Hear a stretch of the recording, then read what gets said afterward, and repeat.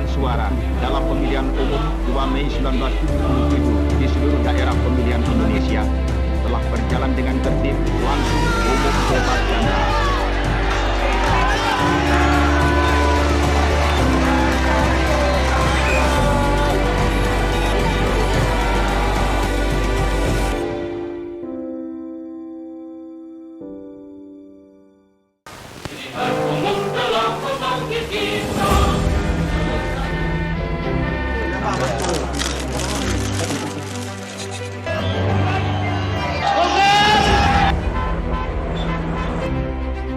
Pesta demokrasi di Indonesia akan dilaksanakan tahun depan.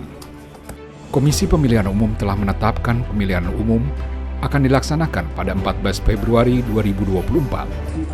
Pada hari itu, masyarakat Indonesia akan menggunakan hak suaranya untuk memilih calon presiden, calon wakil rakyat, hingga kepala daerah secara serentak pada pemilu 2024.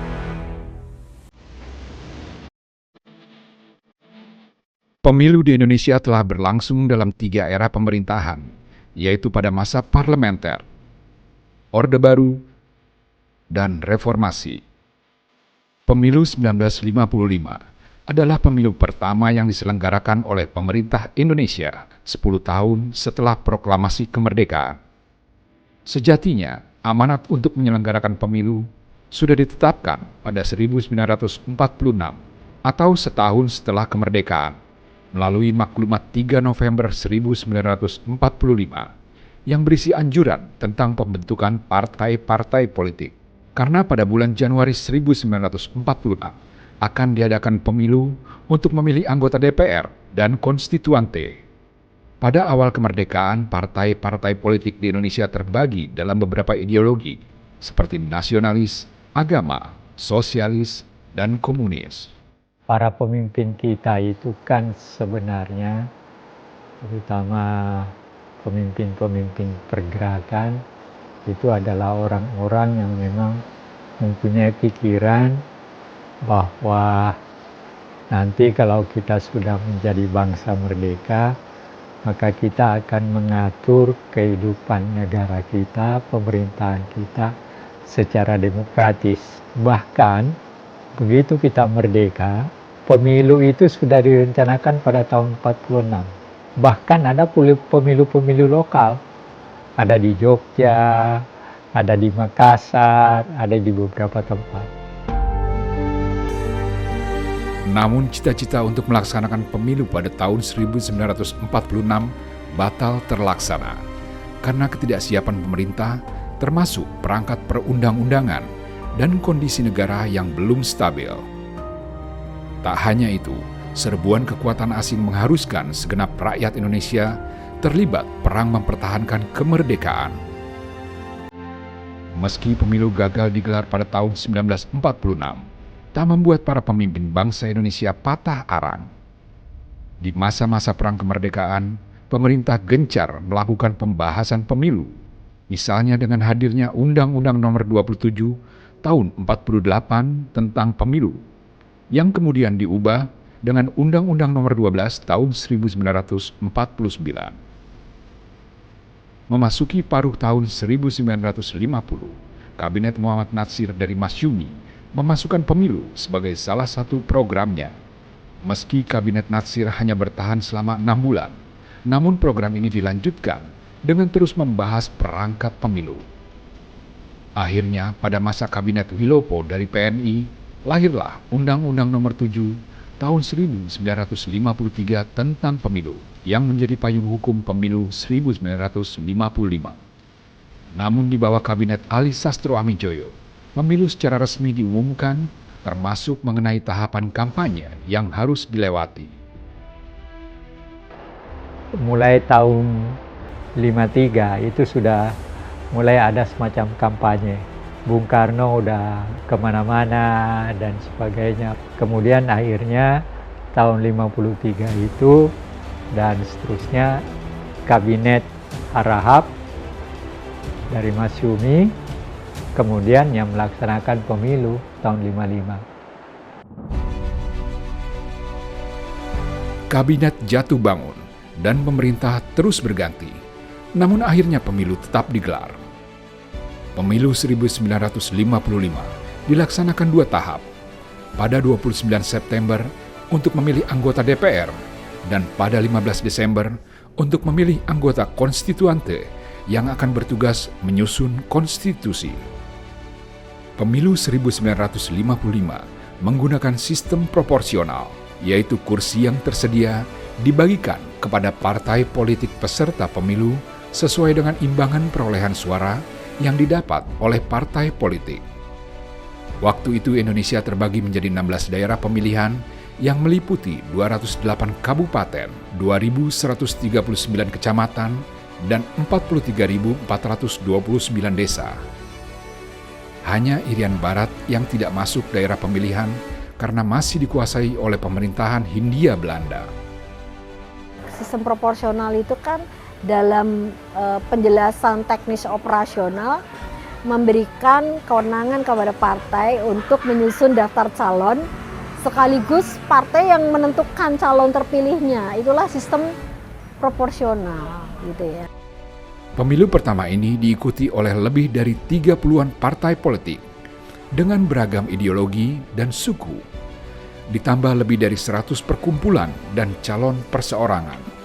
Pemilu 55 itu dikatakan demokratis karena ada ini ya, persaingan antar ideologi itu sangat tinggi gitu kan. Jadi ada ideologi nasionalis ya, PNI, ada Islam, Masyumi, NU ya, bahkan ada sosialis itu Partai Sosialis Indonesia, ada Partai Katolik ya, dan juga Partai Komunis ya.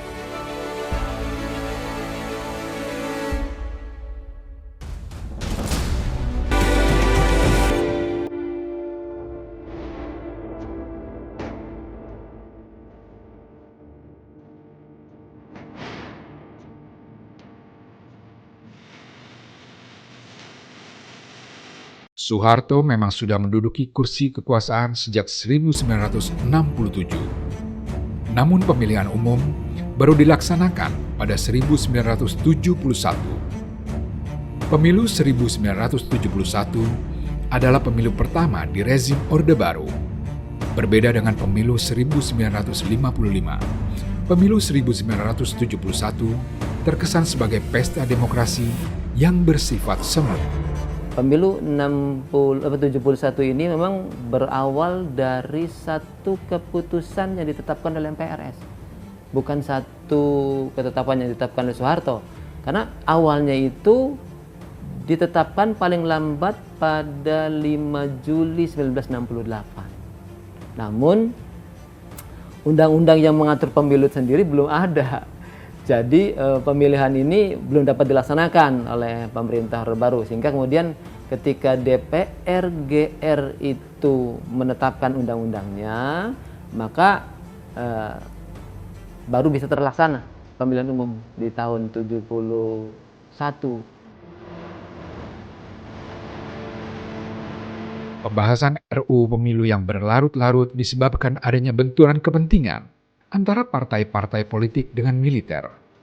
Partai politik yang pernah berjaya pada pemilu 1955 melihat kesempatan mengambil suara pemilih yang ditinggalkan PKI, partai besar yang sudah bubar dan dilarang lewat ketetapan MPRS tahun 1966. Tak hanya itu, kelompok militer menginginkan pemilu memakai sistem distrik serta perwira ABRI diangkat menjadi anggota MPR dan DPR. Sebaliknya, partai-partai politik menghendaki sistem proporsional serta menolak pengangkatan militer sebagai anggota MPR dan DPR hingga sebesar jumlah yang diminta. Akhirnya tercapai kesepakatan antara dua pihak pada Juni 1967. Pemerintah setuju pemilu diadakan dengan sistem proporsional, sedangkan partai-partai politik sepakat memberi hak kepada pemerintah mengangkat wakil ABRI sebanyak 1/3 anggota MPR dan 100 dari 460 anggota DPR. Tanggal 23 Mei 1970, pemerintah Orde Baru melalui surat keputusan Presiden nomor 43 membuat kebijakan penyederhanaan terhadap partai-partai politik yang ada saat itu. Para peserta pemilu 1971 antara lain Partai Katolik, Partai Nahdlatul Ulama, Partai Syarikat Islam Indonesia, Partai Kristen Indonesia, Partai Musyawarah Rakyat Banyak atau Murba, Partai Nasional Indonesia, Partai Islam Perti, Partai Ikatan Pendukung Kemerdekaan Indonesia, Partai Muslimin Indonesia, dan satu organisasi kemasyarakatan golongan karya. Beberapa parpol pada pemilu 1955 tak lagi ikut serta karena dibubarkan, seperti Masyumi, Partai Sosialis Indonesia, dan PKI.